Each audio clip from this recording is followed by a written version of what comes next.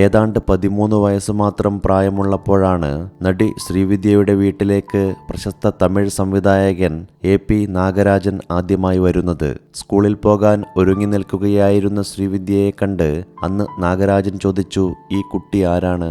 പ്രശസ്ത സംഗീതജ്ഞ ML വസന്തകുമാരിയുടെ മകളാണെന്നും പറഞ്ഞ് നാഗരാജന് അവളെ പരിചയപ്പെടുത്തിയത് അയൽക്കാരിയും അക്കാലത്തെ പ്രശസ്ത നടിയുമായ പത്മിനിയാണ്. കൂടാതെ ശ്രീവിദ്യയ്ക്ക് സിനിമയിൽ അഭിനയിക്കാൻ ആഗ്രഹമുണ്ടെന്ന കാര്യവും പത്മിനി നാഗരാജനോട് സൂചിപ്പിച്ചു. എന്നാൽ അതിനു മുൻപേ സിനിമയിൽ അഭിനയിക്കാൻ ശ്രീവിദ്യയ്ക്ക് അവസരം കൈവന്നിരുന്നു. 1962 പുറത്തിറങ്ങിയ നെഞ്ചിൽ ഒരു ആലയം എന്ന തമിഴ് സിനിമയിൽ അഭിനയിക്കാനായാണ് ശ്രീവിദ്യയ്ക്ക് ആദ്യം അവസരം ലഭിച്ചത്. എന്നാൽ ശ്രീവിദ്യ അവതരിപ്പിക്കുന്ന കഥാപാത്രം മരിക്കുമെന്ന ഒറ്റ കാരണത്താൽ ആ സിനിമ ശ്രീവിദ്യയുടെ വീട്ടുകാർ ഉപേക്ഷിക്കുകയായിരുന്നു. ഇതിനുശേഷമാണ് നാഗരാജൻ ശ്രീവിദ്യയെ കാണുന്നതും അവളെക്കുറിച്ച് അന്വേഷിക്കുന്നതും. അന്നു വൈകുന്നേരം സ്കൂളിൽ നിന്നും വന്ന ശ്രീവിദ്യയെ പത്മിനി നേരെ കൂട്ടിക്കൊണ്ടുപോയത് തിരുവരുൾ സെൽവർ എന്ന തമിഴ് സിനിമയുടെ സെറ്റിലേക്കാണ്. ശിവാജി ഗണേശൻ നായകനാകുന്ന ആ സിനിമയിൽ ഒരു ഗാനരംഗത്തിൽ അഭിനയിക്കാനായിരുന്നു ശ്രീവിദ്യയെ പത്മിനി കൊണ്ടുപോയത്. ശിവപാർവതിമാരുടെ ഗാനരംഗം ശിവാജി ഗണേശൻ കാണുന്ന രംഗമായിരുന്നു അത്. ശിവന്റെ വേഷം ഒരു തെലുങ്ക് നടനും പാർവതിയുടെ വേഷം ശ്രീവിദ്യയുമാണ് അവതരിപ്പിച്ചത്. ആദ്യ സിനിമയിൽ തന്നെ മറക്കാൻ കഴിയാത്ത കുറേയേറെ അനുഭവങ്ങൾ ശ്രീവിദ്യയ്ക്ക് സമ്മാനിച്ചു. ആദ്യ ദിവസം സംവിധായകൻ സ്റ്റാർട്ട് പറഞ്ഞപ്പോൾ സെറ്റിലെ ഒരു ലൈറ്റ് വലിയ ശബ്ദത്തോടെ പൊട്ടിച്ചിതറി. രണ്ടാമത്തെ ടേക്കിന് ശ്രീവിദ്യയുടെ ഫ്ലാസ്ക് നിലത്ത് വീണുടഞ്ഞു. എല്ലാം തച്ചുടച്ചുകൊണ്ടാണല്ലോ നിന്റെ രംഗപ്രവേശം എന്ന് ശിവാജി ഗണേശൻ കളിയാക്കി ചിരിച്ചതായും പിന്നീട് ശ്രീവിദ്യ പറഞ്ഞിരുന്നു. ആ സിനിമയിൽ അഭിനയിച്ച് ഏറെ താമസിയാതെ മലയാളത്തിൽ നിന്നും വിളി വന്നു. അന്ന് മലയാള സിനിമയിൽ നിറഞ്ഞു നിന്നിരുന്ന മെറിലാൻഡ് സുബ്രഹ്മണ്യം നിർമ്മിച്ച ചട്ടമ്പിക്കവലയിൽ അഭിനയിക്കാനായിരുന്നു അവസരം ലഭിച്ചത്. സത്യനായിരുന്നു നായകൻ. അന്ന് മലയാളം പഠിച്ചു വരുന്നതേയുള്ളൂ ശ്രീവിദ്യ. ര എന്ന അക്ഷരം ഷൂട്ടിങ്ങിനിടയിൽ അവർക്ക് പലപ്പോഴും ബാലികേറാമലയായി. എന്താ കാര്യം എന്ന് ചോദിക്കേണ്ടതിന് പകരം എന്താ കാര്യം എന്നായിരുന്നു സെറ്റിൽ ശ്രീവിദ്യ സ്ഥിരമായി ഉച്ചരിച്ചിരുന്നത്. പിന്നീട് നടൻ തിക്കുറിശ്ശിയുടെ ശിക്ഷണത്തിലാണ് ശ്രീവിദ്യ മലയാളം സ്വായത്തമാക്കിയത്. ചട്ടമ്പിക്കവലയുടെ സെറ്റിൽ വെച്ച് മറ്റൊരു സംഭവവും അരങ്ങേറി. ഷൂട്ടിങ്ങിനിടെ സത്യൻ ശ്രീവിദ്യയോട് ചോദിച്ചു, നിനക്ക് ഈ 2 വലിയ കണ്ണുള്ളത് വേസ്റ്റാണല്ലോ കൊച്ചയെന്ന്. അതെന്തേയെന്ന് ശ്രീവിദ്യ തിരിച്ചു ചോദിച്ചപ്പോൾ സത്യന്റെ മറുപടി ഇങ്ങനെയായിരുന്നു, നിന്റെ കണ്ണുകൾ നീ പ്രയോജനപ്പെടുത്തുന്നില്ല. ഒരാളെ കണ്ണുകൊണ്ട് നോക്കുന്നതിനും മുഖം കൊണ്ട് നോക്കുന്നതിനും പ്രത്യേകതയുണ്ട്. നീ മുഖം കൊണ്ടാണ് നോക്കുന്നത്. അങ്ങനെ നോക്കരുത്. കണ്ണുകൊണ്ട് ശ്രദ്ധിക്കൂ. അപ്പോഴേ ആളുകൾ നിന്റെ കണ്ണുകളിൽ കൂടുതൽ ശ്രദ്ധിക്കൂ. തന്റെ കണ്ണുകളുടെ സാധ്യത ആദ്യമായി ശ്രീവിദ്യ മനസ്സിലാക്കിയത് സത്യന്റെ ഈ വാക്കുകളിൽ നിന്നായിരുന്നു. ചട്ടമ്പിക്കവലയ്ക്ക് ശേഷം ശ്രീവിദ്യയ്ക്ക് തമിഴിലും മലയാളത്തിലുമായി നിരവധി സിനിമകളിൽ അഭിനയിക്കാനുള്ള ഭാഗ്യം ലഭിച്ചു. എന്നാൽ വെള്ളിത്തിരയിൽ നായികയായി തിളങ്ങിയപ്പോഴും ശ്രീവിദ്യയുടെ വ്യക്തിജീവിതം തീർത്തും വേദനാജനകമായിരുന്നു. ദാരിദ്ര്യവും അരക്ഷിതാവസ്ഥയും കൈമുതലായി സിനിമയിൽ ഭാഗ്യപരീക്ഷണം നടത്തിയിരുന്ന അക്കാലത്തെ ഭൂരിഭാഗം സിനിമാക്കാരിൽ നിന്നും വ്യത്യസ്തമായൊരു ബാല്യമായിരുന്നു ശ്രീവിദ്യയുടേത്. ആഗ്രഹിക്കുന്നതെന്തും നിമിഷനേരം കൊണ്ട് ലഭിച്ചിരുന്ന ബാല്യം. പണമാകട്ടെ വസ്ത്രമാകട്ടെ എന്തും യഥേഷ്ടം ലഭിച്ചിരുന്ന കാലം. ഇന്ത്യയിലെ തന്നെ അറിയപ്പെടുന്ന ശാസ്ത്രീയ സംഗീതജ്ഞയായ ML വസന്തകുമാരിയാണ് ശ്രീവിദ്യയുടെ അമ്മ.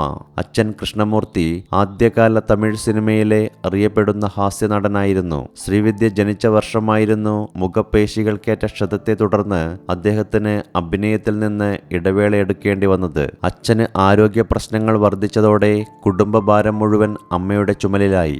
ഇതിനിടെയാണ് വസന്തകുമാരിക്ക് ഒരു വാഹനാപകടം സംഭവിക്കുന്നത്. അതോടെ കുടുംബത്തിലെ ചെലവുകളെ ചൊല്ലിയുള്ള കലഹം നാൾക്കുനാൾ വർദ്ധിച്ചു. സ്വന്തമായി ഒരു വീട് വെക്കാൻ വിവിധ ആളുകളിൽ നിന്നായി അക്കാലത്ത് ഭീമമായ തുക ശ്രീവിദ്യയുടെ വീട്ടുകാർ കടം വാങ്ങിയിട്ടുണ്ടായിരുന്നു. കടം കൊടുത്ത ആളുകൾ പണം തിരിച്ചു ചോദിക്കുകയും തുടങ്ങി. ഇങ്ങനെയൊരു സാഹചര്യത്തിലാണ് സിനിമ കരിയറായി സ്വീകരിക്കാൻ ശ്രീവിദ്യ തീരുമാനിക്കുന്നത്.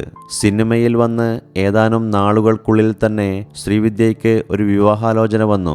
ദിനമണി കതിർ എന്ന തമിഴ് വാരികയിൽ വന്ന ശ്രീവിദ്യയുടെ മുഖചിത്രം കണ്ടിട്ടായിരുന്നു അമേരിക്കയിൽ ശാസ്ത്രജ്ഞനായിരുന്ന ഒരു യുവാവ് ശ്രീവിദ്യയ്ക്ക് വിവാഹം ആലോചിച്ചു വന്നത്.